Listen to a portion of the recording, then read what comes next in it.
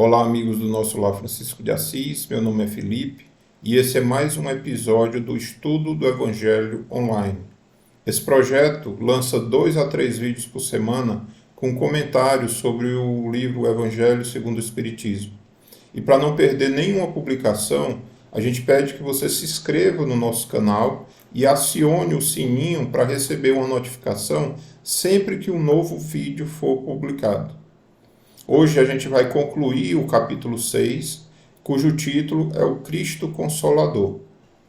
Antes de iniciar, vamos pedir a Jesus que nos ilumine e que permita que os bons espíritos possam nos dar suporte nessa leitura, nos intuindo e facilitando em nós a compreensão e a assimilação dos ensinamentos que serão discutidos aqui.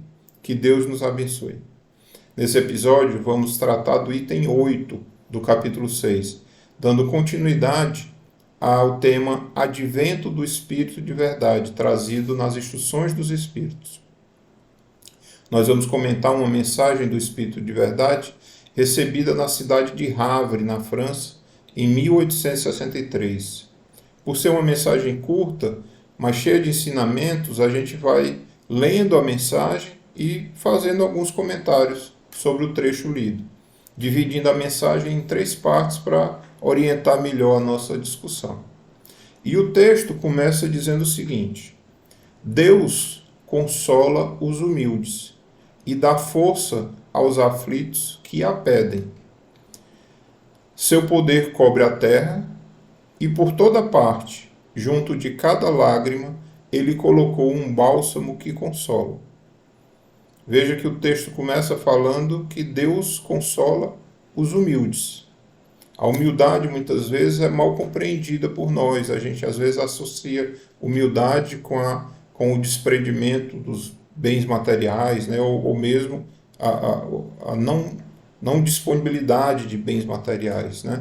Mas não é esse a abordagem que é dada aqui. A humildade é no sentido de que é a forma como a gente se relaciona conosco e com as outras pessoas, de forma realista, mantendo os pés no chão e reconhecendo as nossas limitações e as nossas fragilidades, na medida que isso faz parte da nossa natureza como membros da humanidade aqui na Terra, né?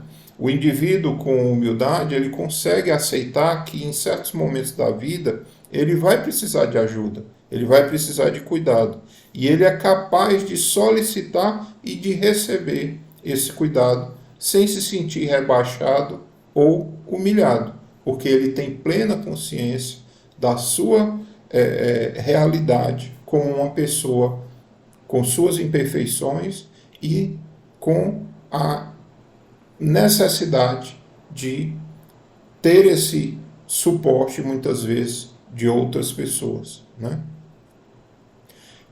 O texto diz também que Deus dá força aos aflitos que a pedem. O aflito traz esse sentimento persistente de dor, né? Um profundo sofrimento, muito preocupado, ansioso, agoniado. Né? E o que Deus dá a nós, os aflitos, é a força para a gente enfrentar e superar os problemas. Ele não anula o sofrimento, né? Porque isso não seria proveitoso para nós. Né? É a ação da justiça divina trabalhando nesse momento. Né? A gente sabe que aquilo que a gente passa hoje, aquilo que a gente enfrenta hoje de dificuldade, é importante para a nossa redenção. Né? Algumas orientações religiosas chamam de salvação. Né? A gente só vai conseguir atingir essa redenção, essa evolução espiritual, através dos resgates dos nossos equívocos, das nossas falhas, né? Através da nossa transformação. E esse processo de enfrentamento dessas dificuldades, desses desafios, ele é fundamental para essa nossa evolução, para a nossa transformação como espíritos. Né?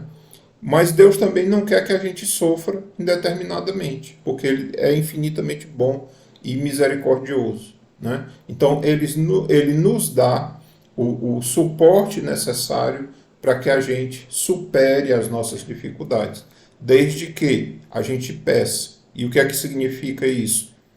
Mais uma vez, a ideia da humildade, a ideia de reconhecermos-nos como pessoas que precisam de ajuda, né?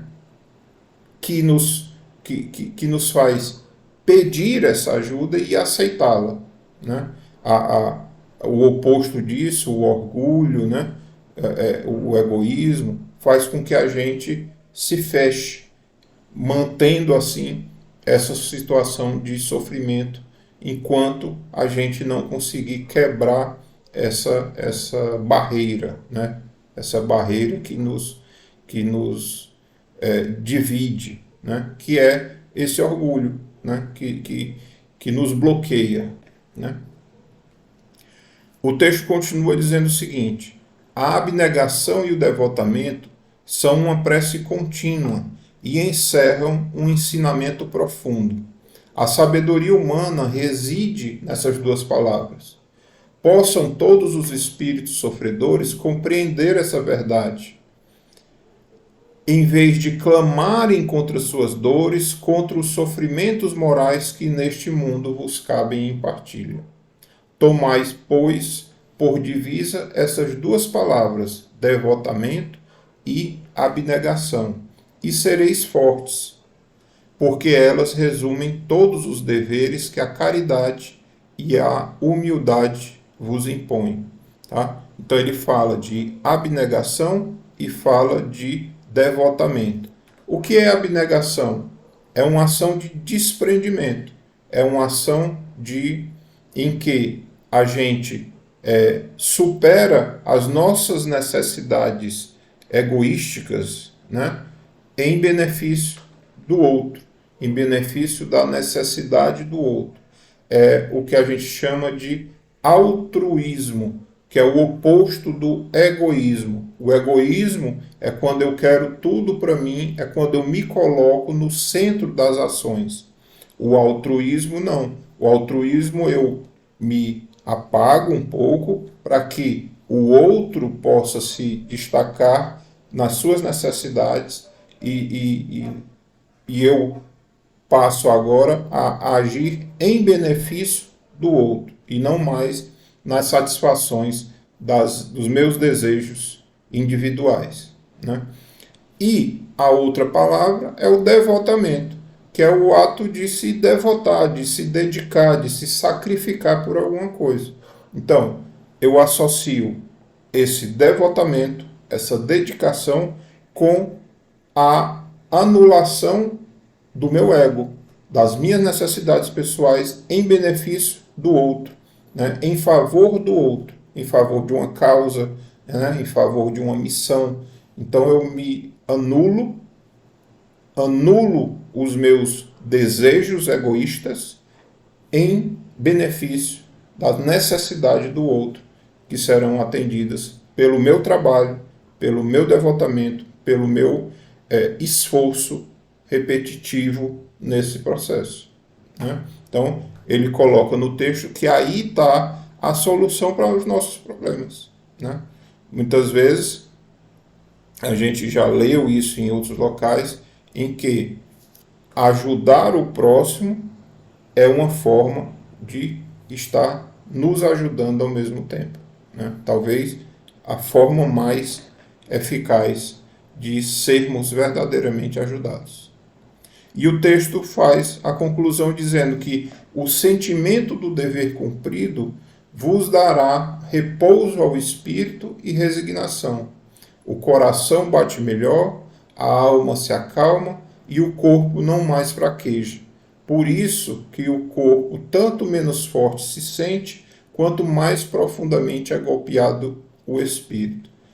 O Espírito de Verdade, Havre, 1863. Então, que a gente possa perceber que, diante de todas as dificuldades que se apresentam a nós, a gente precisa ter a humildade para pedir força a Deus para superar esses desafios.